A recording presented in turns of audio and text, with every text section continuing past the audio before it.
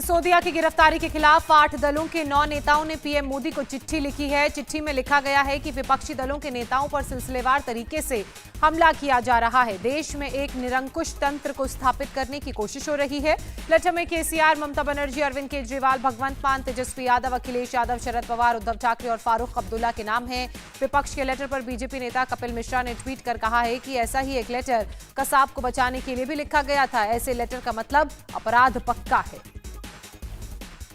मनीष सिसोदिया की गिरफ्तारी के विरोध में और समर्थन में दिल्ली में पोस्टर वॉर चल रहा है। शास्त्री पार्क इलाके में सर्वोदय कन्या विद्यालय के मेन गेट पर आई लव मनीष सिसोदिया के पोस्टर लगाए गए हैं। पुलिस ने आनंद फानन में स्कूल मैनेजमेंट कमेटी की कन्वेनर के खिलाफ एफआईआर दर्ज की है। वहीं लक्ष्मीनगर इलाके में सिसोदिया का पोस्टर लगाकर उन्हें कट्टर बेईमान बताया गया है। वहीं आम आदमी पार्टी आज मनीष सिसोदिया और सत्येंद्र जैन को लेकर कैंपेन चला रहा है। इसमें पार्टी कार्यकर्ता ये बताएंगे कि आखिरकार इन मंत्रियों के खिलाफ किस तरह से साजिश की गई है।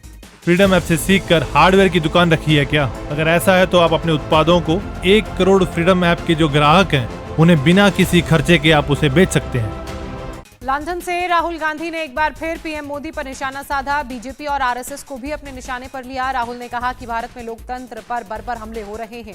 लोकतांत्रिक संस्थाओं पर आरएसएस बीजेपी ने कब्जा कर लिया है। विपक्ष को बीजेपी के साथ साथ इन संस्थाओं से भी लड़ना पड़ रहा है। राहुल गांधी ने बीबीसी की डॉक्यूमेंट्री और बीबीसी ऑफिस पर आईटी सर्वे पर कहा कि सरकार आवाज दबाना चाहती है, जिस पर बीजेपी ने जोरदार पलटवार किया और कहा कि राहुल गांधी विदेशी धरती से देश का अपमान कर रहे हैं। तमिलनाडु से मजदूरों के कई परिवार बिहार के सीतामढ़ी में वापस अपने घर पहुंचे हैं और आप बीती सुना रहे हैं। मजदूरों का कहना है कि बिहार के मजदूरों पर तमिलनाडु के स्थानीय लोग हमले कर रहे हैं और वो मुश्किल से जान बचाकर वहां से वापस लौटे हैं। वहीं तमिलनाडु सरकार और पुलिस ने इन हमलों को पूरी तरह से अफवाह बताया है और अफवाह फैलाने के आरोप में एक अखबार के एडिटर समेत कई मीडिया कर्मियों पर एफआईआर दर्ज भी की है। पिटाई के मामले में प्रशांत किशोर ने डिप्टी सीएम तेजस्वी पर झूठ बोलने का आरोप लगाया और हमले में कई वीडियो जारी करने की बात कही है। बिहार में जन स्वराज यात्रा के दौरान प्रशांत किशोर की सीएम नीतीश पर निशाना साधते हुए बात सामने आई। पीके ने कहा कि चुनाव हारने के बाद भी नीतीश कोई ना कोई जुगत लगाकर सीएम की कुर्सी पर बने हुए हैं। 2005 से 2012 के बीच बिहार सुधरते हुए दिख रहा था, इसलिए मैंने 2014-15 में नीतीश की मदद की थी, लेकिन 2015 के बाद से बिहार की स्थिति लगातार खराब होती जा रही है। आज सबसे कम 42 विधायक होने के बावजूद जुगाड़ से नीतीश कुमार ने कुर्सी पर कब्जा कर रखा है। पीके पहले भी कई बार मुख्यमंत्री नीतीश कुमार पर निशाना साध चुके हैं। जयपुर में पुलवामा शहीदों की विधवाओं से राजस्थान पुलिस ने बदसलूकी की है। दरअसल ये महिलाएं शहीद स्मारक पर धरने पर बैठी थी और गहलोत सरकार से अपने वादे पूरे करने की मांग कर रही थी। सीएम गहलोत से मिलने जा रही थी। महिलाओं को पुलिस ने रोका और सड़क पर ही घसीटा, जिसमें शहीद रोहताश लांबा की पत्नी मंजू जाट बेहोश हो गई, जिन्हें अस्पताल में भर्ती किया गया है। घटना पर केंद्रीय मंत्री गजेंद्र सिंह शेखावत समेत कई बीजेपी नेताओं ने विरोध व्यक्त किया है और गहलोत सरकार पर शहीदों का अपमान का आरोप भी लगाया है। एयर इंडिया के बाद अब अमेरिकन एयरलाइंस के विमान में यूरिनरी कांड सामने आया है। आरोपी भारतीय छात्र आर्य वोहरा अमेरिका में पढ़ता है, जिसने न्यूयॉर्क से दिल्ली आ रही फ्लाइट में नशे की हालत में साथी यात्री पर यूरिनेट कर दिया। क्रू मेंबर से शिकायत के बाद आईजीआई एयरपोर्ट पर आरोपी को हिरासत में ले लिया गया। पुलिस के मुताबिक पीड़ित यात्री शिकायत नहीं दर्ज कराना चाहता है। वहीं अमेरिकन एयरलाइंस ने मामले की शिकायत की है और आरोपी छात्र पर ट्रैवल बैन लगाने की बात भी कही है।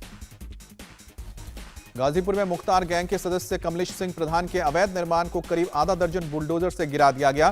कुछ साल पहले कमलेश सिंह की मौत हो गई थी। उसने ये बिल्डिंग बिना नक्शा पास कराए बनाई थी।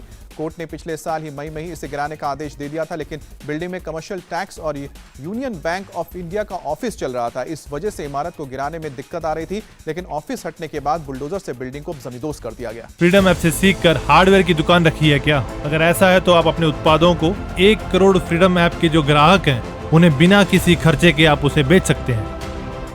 उमेश पाल मर्डर केस में बड़ा खुलासा हुआ है। मर्डर केस में फरार आरोपी अतीक की पत्नी शाइस्ता परवीन और बेटे असद को मुख्तार अंसारी गैंग भगाने में मदद कर रहा है और छुपने की जगह मुहैया करा रहा है, जिसके बाद पुलिस ने मुख्तार गैंग पर भी शिकंजा कसना शुरू कर दिया है। वहीं उमेश मर्डर के कई आरोपियों की अवैध संपत्तियों पर लगातार बुलडोजर एक्शन जारी है, उन्हें गिराया जा रहा है। कई प्रॉपर्टीज अभी भी प्रशासन के रडार पर हैं, जिन पर जल्द ही एक्शन लिया जा सकता है। 5 दिनों से लापता पटना के नालंदा मेडिकल कॉलेज के डॉक्टर संजय कुमार का अभी तक कोई सुराग नहीं मिल पाया है। पुलिस को मिले नए सीसीटीवी फुटेज में डॉक्टर अपनी गाड़ी खुद गांधी सेतु पर पार्क करते हुए पैदल ही आगे बढ़ते हुए नजर आ रहे हैं। इसके बाद गंगा नदी में डॉक्टर संजय की खोजबीन की गई है, लेकिन कुछ पता नहीं चला है।